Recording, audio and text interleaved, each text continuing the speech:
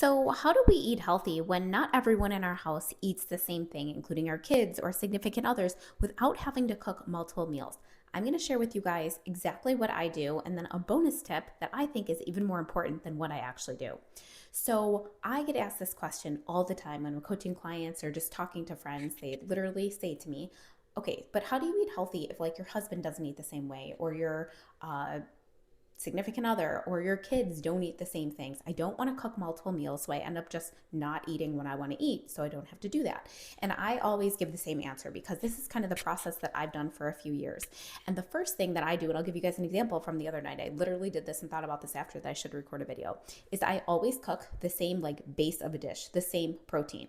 And then I just modify the sides. So I'm going to give you guys an example. So the other night I cooked ground beef for me because I mainly eat protein, fruits and vegetables, and healthy fats. Sometimes I'll have a grain, but I honestly just feel better and it's much easier for me to maintain my weight when most of the time I'm just sticking to the things that I mentioned before. So I cooked ground beef. Now myself, I had a whole bunch of roasted vegetables. I think I had some sweet potatoes with that. Oh, avocado.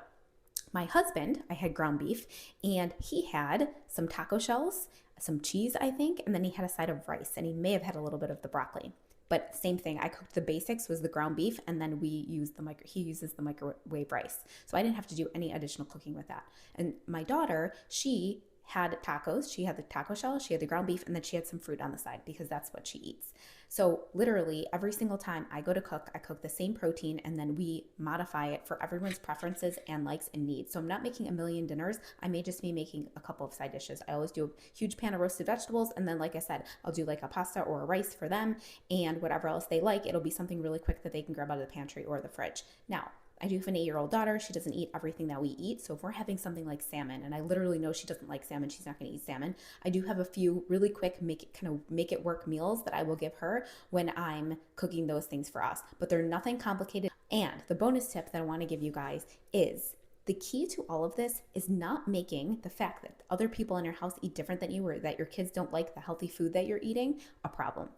And don't use it as an excuse. So many times people come to me and they say, well, I can't do it because. And it's like, we want to shift that. Instead of thinking, I can't do it because, we want to ask ourselves, how can I? And that's how you're going to come up with answers like I have came up for myself. You know, you're going to do additional research, whatever path you're going to go down. It's by asking yourself that question instead of focusing on why we can't. So if you have any questions, you need help with this, drop a comment, send me a message, and make sure to follow for more healthy and empowered weight loss and health tips and tips to feel more in control and empowered in your life and your health.